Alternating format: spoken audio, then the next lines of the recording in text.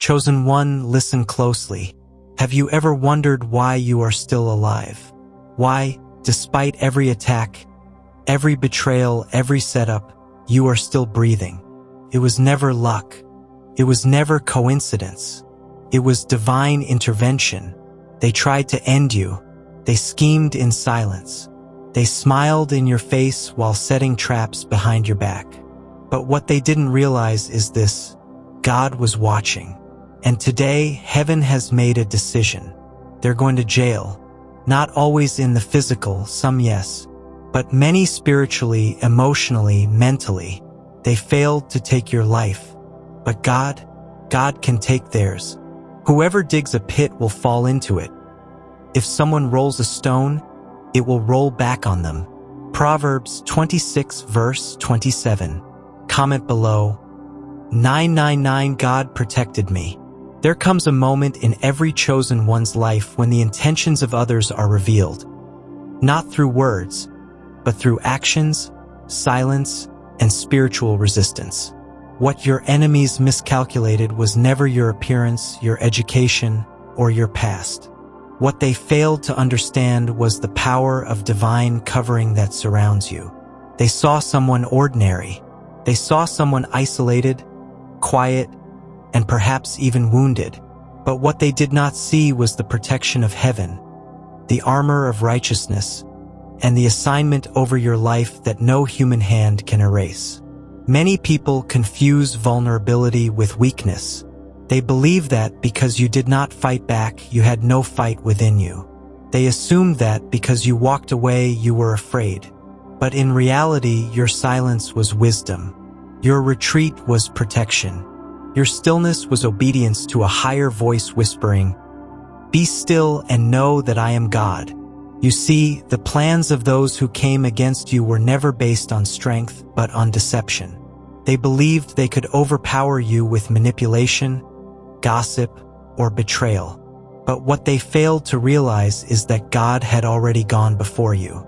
Just like with David before Goliath, the battle was won in the spiritual realm long before a stone was ever thrown. When Pharaoh looked at Moses, he did not see a deliverer. He saw a threat to his throne. But heaven saw a chosen vessel, handpicked to break generational bondage. When Goliath mocked David, he did not see a warrior. He saw a shepherd boy with no armor. But God saw a king in training. That is the miscalculation, the refusal to see what God sees. The enemies in your life did not just attack you.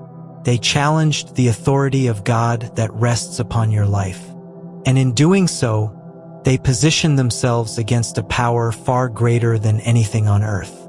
They thought they were fighting flesh and blood, but in truth, they were confronting purpose, destiny, and divine timing.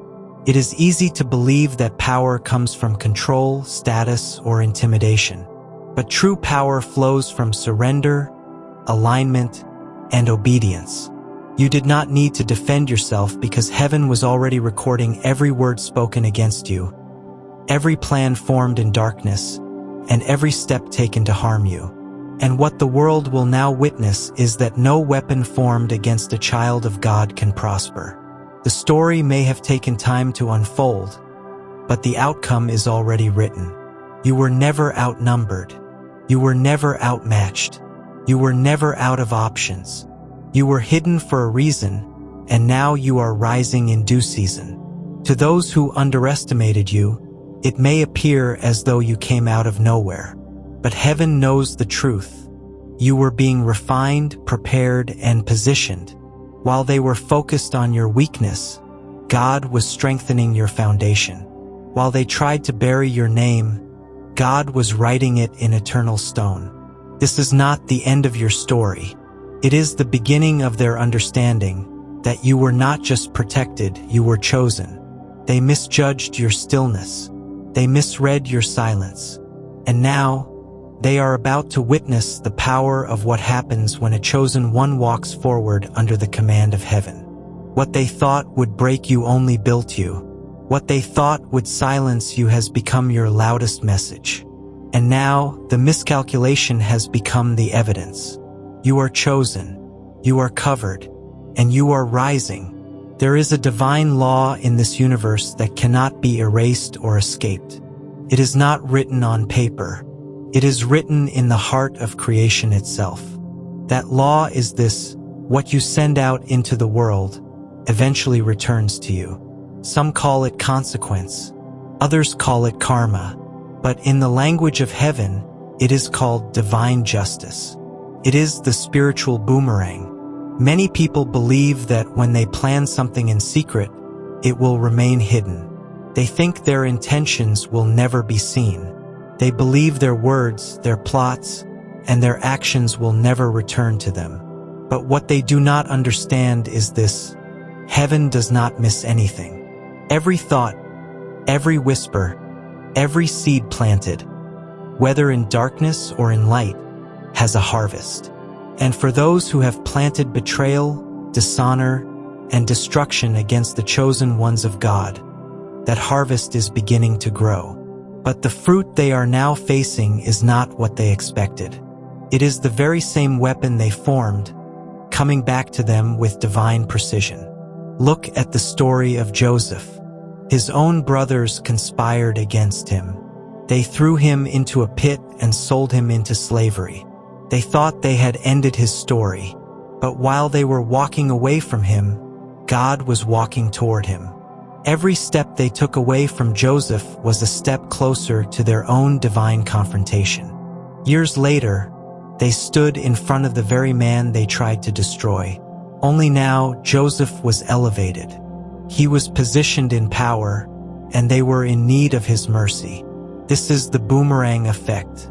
It may take time. It may appear slow, but it always returns. It is not fueled by revenge. It is not driven by anger. It is directed by righteousness. Or look at Haman in the book of Esther. Haman built gallows to hang Mordecai, a man of honor. He planned it. He financed it. He rejoiced in it. But the very structure he designed to destroy someone else became the stage for his own fall. Haman was hanged on the same gallows he had prepared for another. This is not coincidence. This is the divine hand at work. When people come against someone who walks with God, they are not simply attacking flesh. They are stepping into sacred territory. And what they send into that space returns to them with multiplied clarity. Their words return. Their actions return. Their plans return. The beautiful part is this: you, as the chosen one, are not responsible for returning the harm. You are called to rise above, to walk in love, and to keep your heart clean. God takes care of the rest. He sees what you have endured. He remembers the tears you cried in silence. And while you were growing in grace, your enemies were digging their own hole. It is written, "Vengeance is mine, I will repay," says the Lord. This is not a statement of wrath, but of order. Divine justice is not loud. It is often silent. But when it comes with accuracy. There is no need for you to explain your story.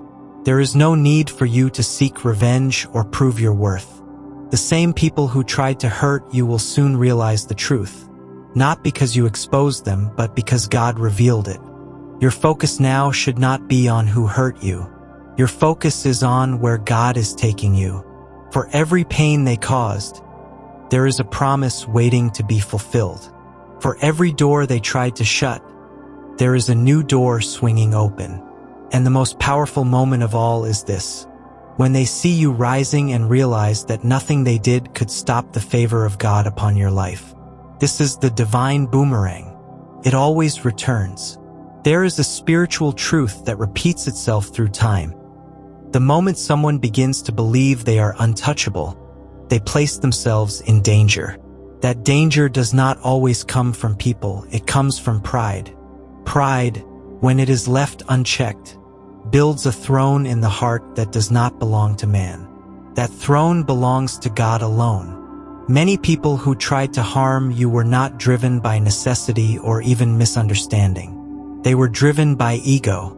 They believed that because they had influence or numbers or resources, they were beyond correction. They mistook their position for power. They thought their cleverness made them invincible. But what they forgot is this: no one is greater than the will of God. Ego blinds. It tells a person that they can do no wrong. It convinces them that their plan will work, even if it goes against truth. Ego feeds off attention, control, and self-glorification. And the more it grows, the more it separates a person from humility. And where there is no humility, there is no wisdom. And without wisdom, every decision becomes a trap set by one's own hands. Look at Goliath. He stood tall, armored, and confident. He mocked David, not because David was a threat, but because his ego could not comprehend that someone smaller could carry something greater. Goliath trusted in the strength of his own hands. David trusted in the strength of God. And in the end, it was not the sword, but a stone guided by faith that brought Goliath down. It was not the weapon that failed, it was pride that destroyed him. Or look at King Nebuchadnezzar in the book of Daniel. He walked through his palace and looked at his kingdom with pride. He declared, "Is this not the great Babylon I have built?" But the moment those words left his mouth, judgment came. Not because he built something, but because he claimed the glory that belonged to God. For 7 years, he was stripped of his power, his mind, and his dignity, until he acknowledged that heaven rules. This is what happens when ego becomes the foundation. It may appear strong for a season, but eventually, it cracks. The higher someone builds themselves on pride, the greater the fall when the truth arrives. Many of those who tried to stop your journey were not threatened by your actions. They were threatened by your light. They saw something in you that reflected their own lack of obedience. Instead of choosing growth, they chose competition. Instead of seeking peace, they sought control. And in trying to elevate themselves, they lowered their integrity. But you must understand this: you were never in a battle of strength. You were in a battle of spirit. And where your spirit remained grounded in humility and grace, their spirit soared on the wings of ego. And now the wind has shifted. What was once their elevation is becoming their correction. God does not punish out of cruelty. He corrects out of love. But when someone refuses that correction, consequences arrive. Not because God is unkind, but because truth must restore order. And now the truth is restoring you and humbling them. The ego that once made them loud is now silent. The pride that once gave them false power is now empty. You, however, have gained something priceless: character, faith, and wisdom that no ego can manufacture. Their downfall was never your goal. It was simply the result of a choice. And now, as you rise in peace, they are left to face the mirror that pride never let them see. This is the lesson. What is built on ego will always fall, but what is built on faith will always stand. There is something deeply mysterious and powerful about how God turns the tables. Often, what looks like punishment is actually a platform. What looks like exposure is actually elevation.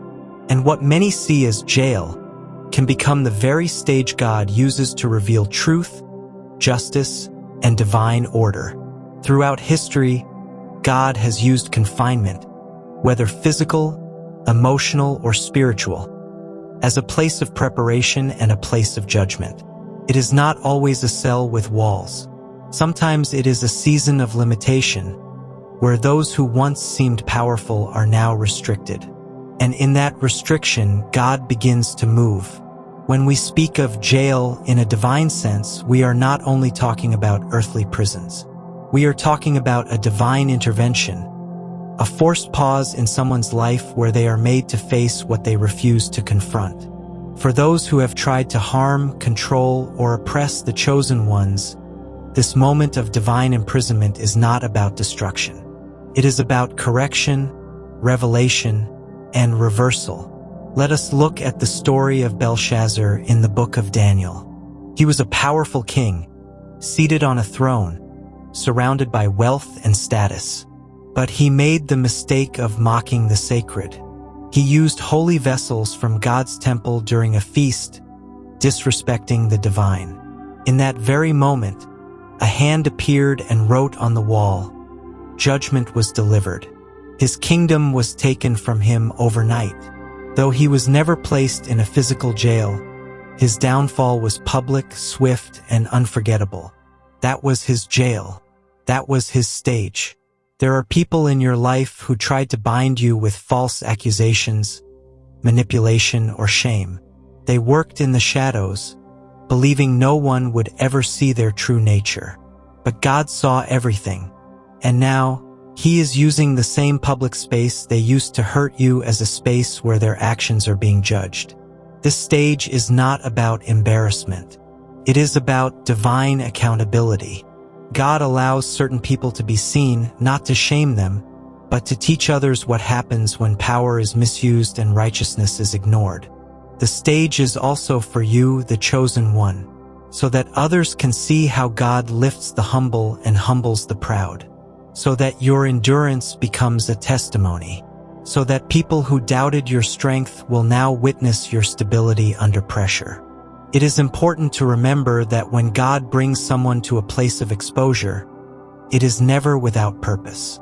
It may feel harsh to watch, especially if those people were once close to you. But trust in this truth. God corrects with precision, not cruelty. His intention is always justice and redemption.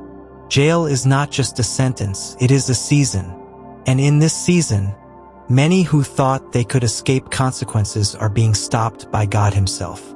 Whether it comes through a broken reputation, a fall from status, or the quiet realization that they were wrong, the message is clear. Divine order is being restored. So as you watch certain things unfold, keep your heart steady. Do not let bitterness take root. You are not watching as a victim. You are watching as a witness to what happens when God decides it is time to act. This is the moment where justice stands tall. This is where humility is born again. This is the divine stage, and the world is watching. What once looked like a throne for your enemies is now becoming a cage. And what once looked like your silence is now becoming a microphone for heaven. The stage has been set. The truth is being revealed. And justice is no longer coming. It is already here. There are times in life when you survive things that you were never supposed to survive. Attacks that were planned in secret, betrayals that were disguised as friendship, and traps that were designed to break your spirit or even end your purpose. What many do not realize is that some battles are not physical, they are spiritual. The aim is not always to harm your body. Sometimes the real mission is to silence your calling, destroy your hope, and disconnect you from your destiny. The enemy's plan was not just to hurt you, it was to erase you. But what was designed to finish you has only strengthened you. What was sent to kill your future has only confirmed it. The plan failed, and it had to fail because you are chosen. Think about Daniel in the lion's den. He was placed there not because he did anything wrong, but because he chose to remain faithful to God. His enemies thought they had found the perfect plan. They convinced a king to sign a law that would seal Daniel's fate. The lions were real. The threat was real. But God was more real. And in the stillness of that dark den, God shut the mouths of the lions. Daniel did not need to fight back. He did not plead. He simply trusted. And heaven responded. That is what happens when your life is covered by divine purpose. Even the most dangerous situations cannot destroy you. There are people who have tried to destroy your name, your peace, your influence, and even your identity. Some of them smiled in your face while digging holes behind your back. Others worked in silence, believing that no one would ever know. But God knew, and while they were plotting, God was protecting. You see, divine protection does not always make noise. It moves quietly. While you were sleeping, it was covering you. While you were crying, it was surrounding you. While others were gathering to break you, angels were being assigned to defend you. That is the power of walking in divine alignment. The assassination attempt may not have come with weapons, but it came with words, came with discouragement. It came with spiritual attacks meant to cause you to give up. But you did not give up. And that is the miracle. Every attempt to take your life, physically, emotionally, mentally, or spiritually, has failed for one simple reason. You still have purpose to fulfill. Your journey is not over. Your voice is not silenced. Your gifts have not been buried. If the plan had succeeded, so many lives would not be touched by your light. So many people would not be healed by your story. That is why you were preserved. That is why no weapon formed against you has been able to prosper. Sometimes, the very attacks that were supposed to harm you become the evidence of your anointing. If you were not carrying something powerful, you would not have been targeted so heavily. And the fact that you are still standing today is proof that you were never alone in the fight. Let this be a reminder to you and a message to the world. When someone is chosen by God, no human plan can undo what heaven has written. What was meant to take you out has become the fuel for your rise. You are not a victim of your past. You are a survivor of a spiritual war. And your survival is not just for you, it is a testimony to those who are still in the battle. They tried to end your life, but instead they activated your calling. Life has a divine way of rearranging the table. Those who were once mocking you may one day need your help. Those who tried to bring you down may find themselves looking up, wondering how you made it through what was meant to break you. This is the holy principle of role reversal, where God turns the story upside down to reveal who He has truly anointed. When people speak against you, when they lie about you, when they try to damage your reputation or delay your progress, they often do so from a place of pride or misunderstanding. They believe they have power over your future. They assume they have seen all there is to see about your journey. But what they cannot see is what God has spoken in secret. What God has planned for your life is not limited by what people say or do. There are individuals who tried to bury you because they did not understand the seed that you were. They thought they were ending your story, but really, they were watering your roots. While they were plotting your end, God was preparing your beginning. Look at the story of Joseph. His brothers sold him into slavery. They believed his dreams were foolish and dangerous. But years later, they stood before him during a famine, not even recognizing him. The one they tried to destroy had become the one who could save them. The rejected brother became the ruler. That is the divine reversal. Or consider Saul, the man who once persecuted Christians with relentless energy. He was feared, powerful, and deeply convinced that he was right. But one moment of divine encounter changed everything. Saul became Paul, the very thing he once hated. The destroyer of believers became a builder of churches. This is what happens when God steps into a person's path.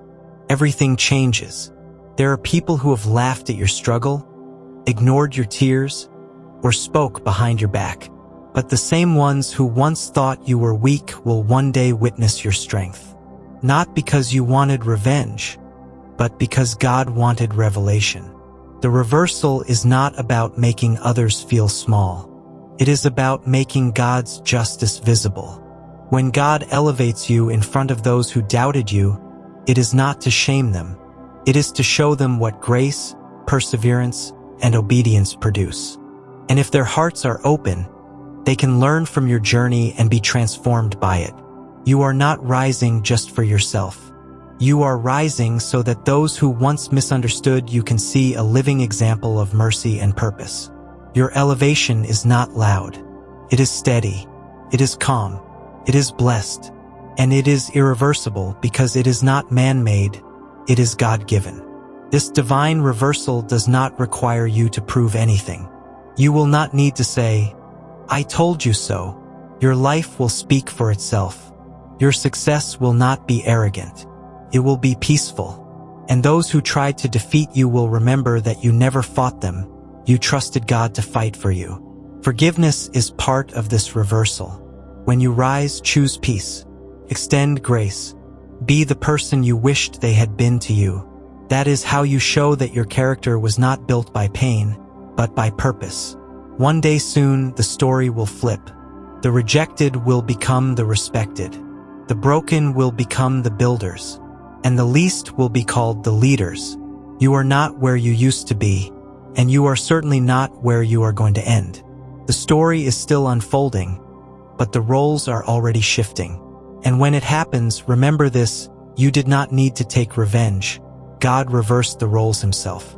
There are moments in life when you pray with all your heart, but heaven seems quiet. You seek answers, but receive none. You cry, but there is no visible response. And in that silence, you may begin to wonder, has God forgotten me? Has he stopped listening? But the truth is this: God's silence is never absence. It is not abandonment. It is not punishment. It is preparation. When God is silent, he is planning something that your eyes have not yet seen. His silence is often the beginning of a divine strategy that is far greater than what you are expecting. Look at Jesus during his trial. He stood before Pilate, accused by those he came to save. He was mocked, ridiculed, and questioned. Yet he remained silent. He could have spoken. He could have defended himself. But he chose silence because he knew that purpose was unfolding. In that silence, heaven was not still. It was moving. Angels were positioned. Prophecy was being fulfilled. The cross was coming, and so was the resurrection. This teaches us something powerful. Silence is not the end. It is a sacred pause before transformation. Many people mistake silence for weakness. They believe if God is not responding, then nothing is happening. But just like seeds grow underground in complete silence, the greatest moves of God are often hidden until the perfect time. While others think you have been forgotten, God is aligning your path, your resources, and your protection. There are people who have spoken against you, plotted against you, and believed they succeeded because God did not stop them immediately. But what they did not understand is that delay does not mean denial. God allows certain things to happen not because he is powerless, but because he is purposeful. And sometimes, in his strategy, he allows your enemies to walk into the very trap they set for you. God's silence is often your protection. If he showed you everything at once, it might overwhelm you. If he rushed the process, you might miss the lesson. So he teaches you to wait, not with anxiety but with trust, not with fear but with faith. When God is silent, he is watching. He is measuring hearts. He is testing motives. And he is also strengthening you. In the silence, your character is shaped. In the stillness, your faith matures. You learn to walk not by what you see, but by what you know, that God is still God, even when he does not speak. There are blessings that require silence before arrival. There are victories that must come through patience. And there are moments when your enemies must believe they have won, just so that their pride can be dealt with when the tables turn. But you, chosen one, are not being ignored. You are being built. You are being trained for something bigger than what is visible. While others are loud and rushing ahead, you are learning the power of divine timing. Because when God finally speaks, the doors will open that no man can shut. And when he moves in ways that silence every voice that doubted you. So trust the silence. Do not fear it. It is not empty. It is full of divine intelligence. It is the voice of God, whispering, I am still with you. I am still working. Wait on me. And when the silence ends, the sound of victory will be louder than any cry you ever released. The people who thought God was done with you will witness what it looks like when he was only just getting started. The silence is part of the story, but the breakthrough is coming. There is a moment in every person's life when they are faced with a question deeper than survival. It is not just, how am I living? It becomes, what will I leave behind? This is the moment when life shifts from daily existence to eternal impact. This is where life meets legacy. Many people live only for the present. They chase success, applause, material gain, and recognition. But what they forget is that life is temporary. What really lasts is not what you own, but what you build in the hearts of others. Legacy is not about titles. It is about influence. It is about character. It is about obedience to the divine call on your life. There are those who tried to harm you, not because they feared your current status, but because they sensed the weight of your future. They knew that if you ever rose into your full purpose, your life would echo far beyond your time. What they failed to understand is this: you were not just created to live, you were created to leave a mark. Look at Judas Iscariot. He walked with Jesus. He saw miracles. He witnessed compassion and truth firsthand. Yet for 30 pieces of silver, he betrayed the very one who came to save him. Judas had a life, but his legacy became one of sorrow and regret. Not because of one decision, but because he did not turn back when he had the chance. His story reminds us that life without truth leads to a legacy of shame. In contrast, think of people like Moses, Esther, Paul, and even modern-day leaders of faith. They were flawed, but they were faithful. They were tested, but they stayed aligned. And today, long after their lives have ended, their names still inspire. Why? Because they lived not just for themselves, but for the purpose God placed inside of them. You, chosen one, are not here just to survive the attacks against you. You are here to outlive them, to outshine them, and to rise above them, because what God is building in you is meant to last beyond you. Every test you have faced, every dark moment, every false accusation, it has not only shaped your strength, it has carved out your legacy. People may forget what you said, but they will remember how you carried yourself. They will remember that you did not let bitterness harden your heart. They will remember how you stayed calm in the storm, faithful in the fire, and humble in victory. The people who tried to destroy your life were short-sighted. They aimed at your present, but they could not touch your eternity.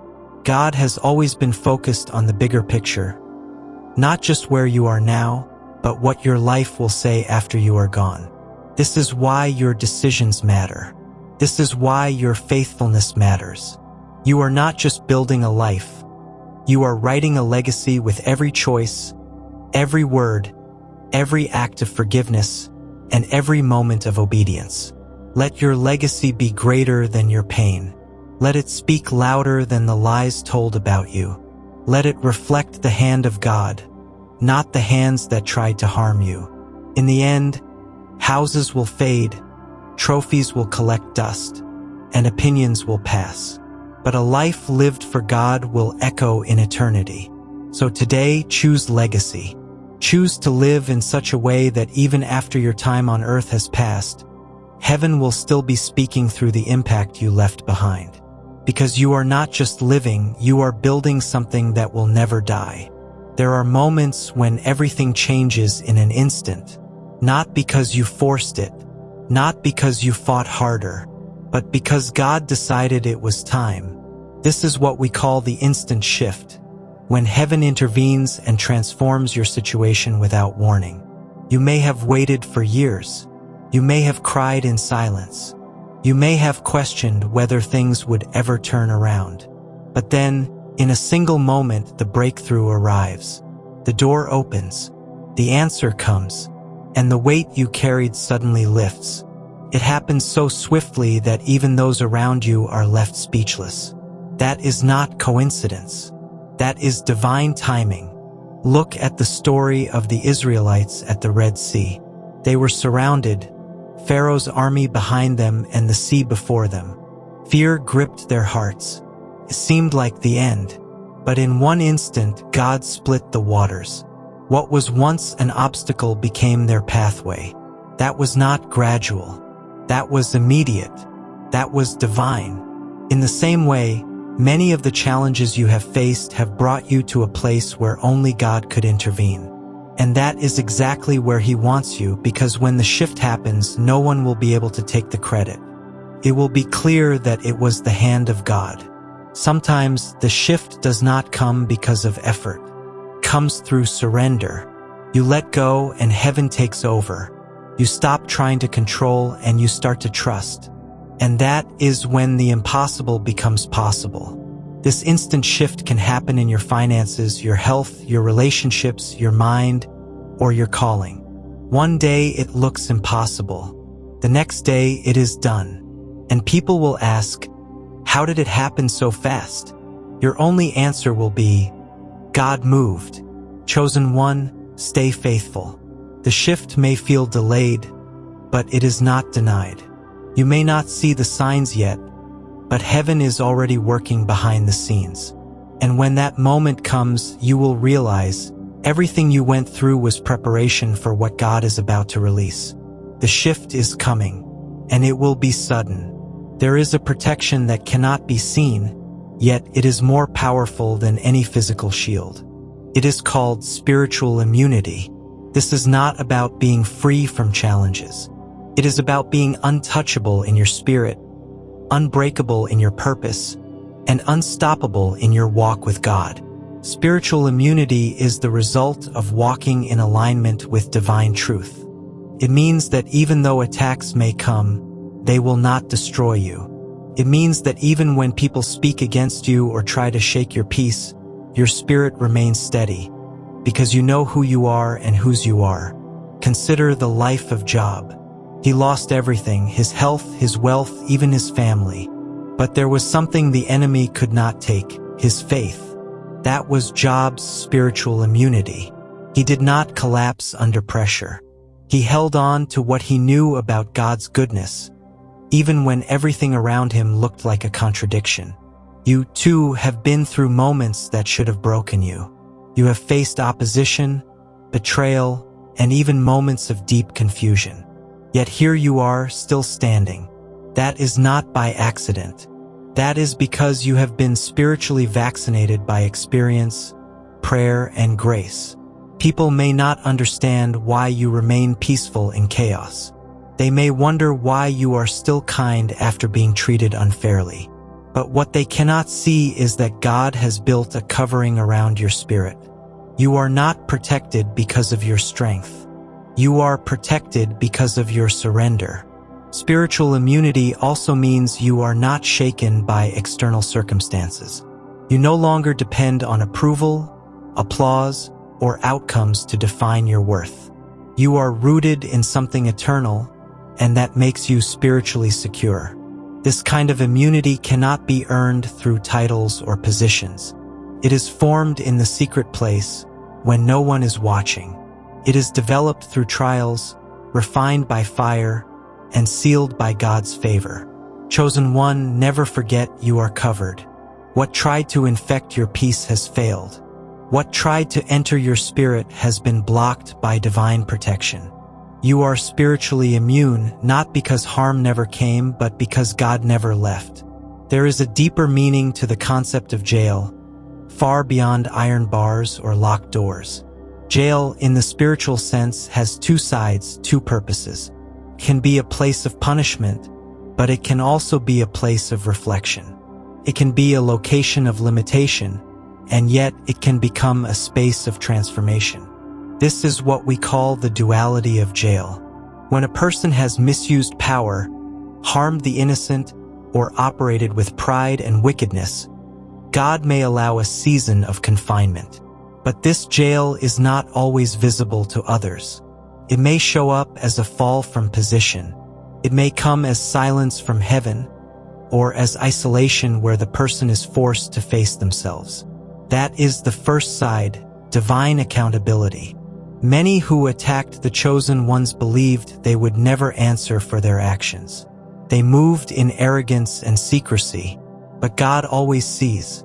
And sometimes, He leads them into a space where everything they once controlled is removed, so that their true heart is revealed. That is the jail of consequence.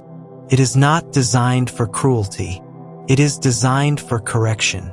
On the other hand, jail can also be a divine preparation ground. Joseph was placed in prison, not because he did wrong, but because others were threatened by his purity and vision. Yet that jail became the place where his purpose matured. It became the doorway to his elevation.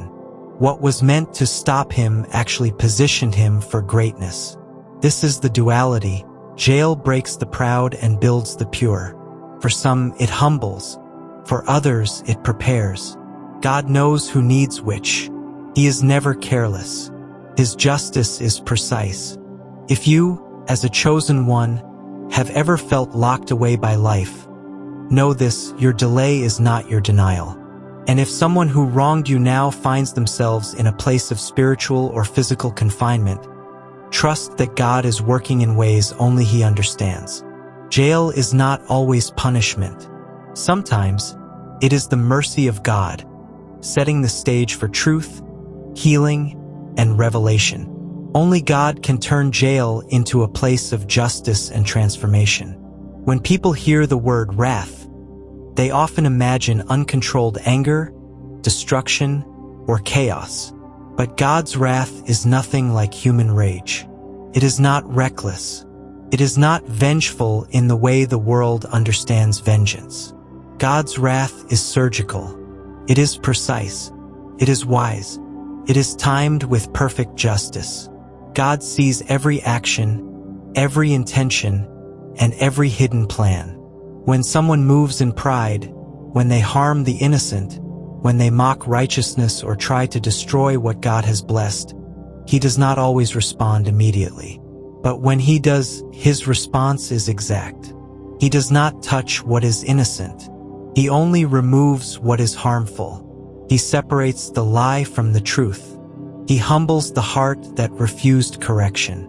This kind of wrath is not rooted in hate. It is rooted in divine order. Just as a surgeon carefully removes an infection without harming the surrounding tissue, God deals with arrogance, deceit, and rebellion in a way that preserves what is still redeemable. Consider the story of Nebuchadnezzar. He was a mighty king who allowed pride to cloud his judgment. He believed his success came from his own hands, but God had to intervene. Nebuchadnezzar was humbled, not destroyed. He was driven into isolation for a season, and there, in his lowest state, he came to understand who truly rules heaven and earth. That was not random punishment. That was surgical mercy. In our lives, there may be people who acted against us unfairly. They may have tried to destroy our peace, our voice, or our path. And perhaps it looked like they got away with it. But God never forgets. And when He chooses to act, it will not be with noise. It will be with precision. He will remove positions, expose intentions, and dismantle false power structures. Not out of fury, but out of justice. He knows exactly where to strike, how much to allow, and what the outcome must be. And after His work is done, truth remains. Pride is corrected, and His name is glorified. Never fear God's wrath. It is not for the innocent. It is for what must be removed so that what is holy can rise. God's wrath is not random. It is surgical, sacred, and always right. Chosen one, you are protected. You are not crazy. You were under attack, but the attack has failed. Now, let heaven do what only heaven can do. Comment, they failed. God prevailed. Like this video if you know this message was for you. Share it with someone who needs to know that God's justice never misses. Subscribe for more divine truth and protection. Remember, they're going to jail. You're going to purpose.